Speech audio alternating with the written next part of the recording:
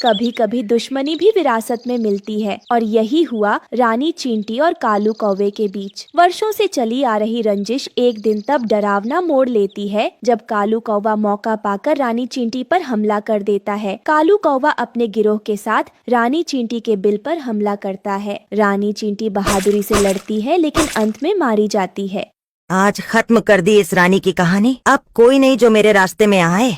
स्वीटी चींटी दूर से सब देखती है और रोती हुई भाग जाती है। रानी चींटी की इकलौती बेटी स्वीटी अब अकेली थी। न खाना न पानी, डर, भूख और ठंड उसका पीछा नहीं छोड़ रही थी। स्वीटी चुपचाप पेड़ के खोखले में छिप जाती है और रो रही होती है। माँ, आप मुझे छोड़कर क्यों चली गईं? आपने तो कहा था कि जब तक आप हैं मुझे कुछ नहीं होगा। फिर क्यों चली गईं मुझे अकेला छोड़कर? अब मैं किसके पास जाऊँ? किससे माँ कहूँ? कौन मुझे अपने छोटे हाथों में उठाकर सुलाएगा? कौन कहेगा कि सब ठीक हो जाएगा? ये जंगल तो मुझे निगल जाना चाहता है माँ। मुझे बहुत डर लग रहा है। वहीं दूसरी तरफ वो छोटी चींटी अभी जिंदा है। जब तक वो है मेरी जीत अधूरी है। ढूंढो उसे। कालू कौवा और उसके साथी पेड़ पेड़ पत्ते पत्ते छानते हैं, लेकिन छोटी चींटी का कोई पता नहीं चलता। कहीं वो छोटी चींटी इसी पुराने पेड़ में तो नहीं छुपी हुई। ये पेड़ तो सुनसान है, खोखला भी लगता है। मुझे शक हो रहा है कालू भैया, हो न हो वो यहीं कहीं छुपी हो सकती है।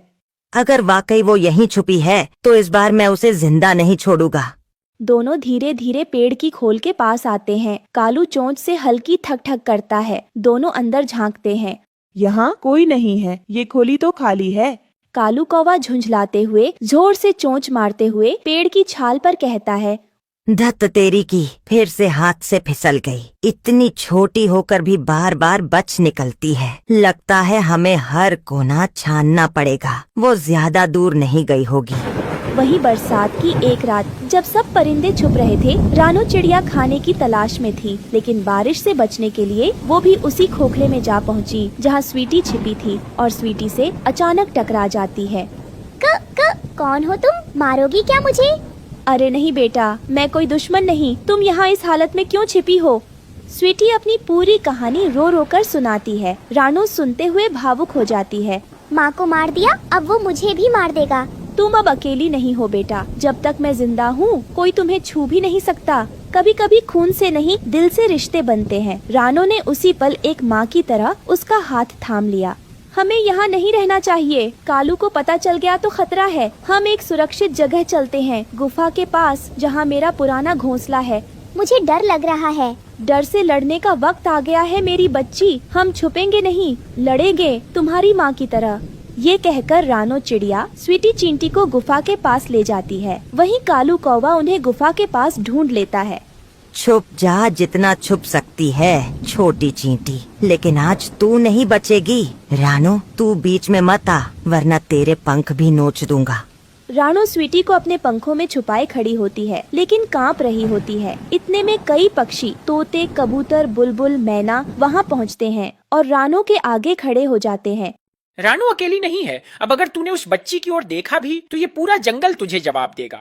ये सुनकर कालू हंसता है, लेकिन तभी जमीन हल्की सी कांपती है और गुफा की ओर से एक भारी आवाज आती है। काफी हो गया कालू। एक विशाल और तेज चाल वाला शेर पेड़ों के बीच से निकल कर आता है। सारे पक्षी थोड़ा पीछे हटते हैं। शेर रानो और स्वीटी के सामने खड़ा हो जाता है। ये जंगल डर और लालच से नहीं, प्रेम और सहारे से चलता है। राणो ने उस नन्ही जान को बचाया, अब मैं राणो को बचाऊंगा। अगर अब किसी ने इस बच्ची की तरफ देखा भी तो वो मेरे पंजे से नहीं बचेगा। कालू कौवा की आंखें फैल जाती हैं। वो हड़बड़ाकर पीछे हटता है। ठीक है, लेकिन ये बात यहीं खत्म नहीं हुई। और ये बात कहकर वो उड़कर दूर चला जाता है। गोरी कौवी उसके पीछे उड़ जाती है। स्वीटी चिटी राणो से लिपट जाती है और शेर मुस्कुराकर उनकी ओर देखता है। अब तुम दोनों सुरक्षित हो। इस जंगल में जब भी कोई बच्चा अकेला पड़े मैं वहाँ रहूंगा। आपका बहुत बहुत शुक्रिया शेर महाराज। अगर आज आप यहाँ नहीं आते तो बेचारी मासूम चींटी उस दुष्ट कालू कौवे का शिकार बन जाती। स्वीटी बेटा, तुम परेशान मत हो। अब तुम्हारे साथ तुम्हारी रानो माँ है जो हमेशा तुम्हारा साथ देगी, हर मुश्किल से बचाएगी। जब प्यार और हिम्मत एक साथ खड़े हो तो दुनिया की कोई भी बुराई ज्यादा देर तक टिक नहीं सकती। उस दिन रानो सिर्फ एक चिड़िया नहीं रही, वो उस जंगल की माँ बन गई।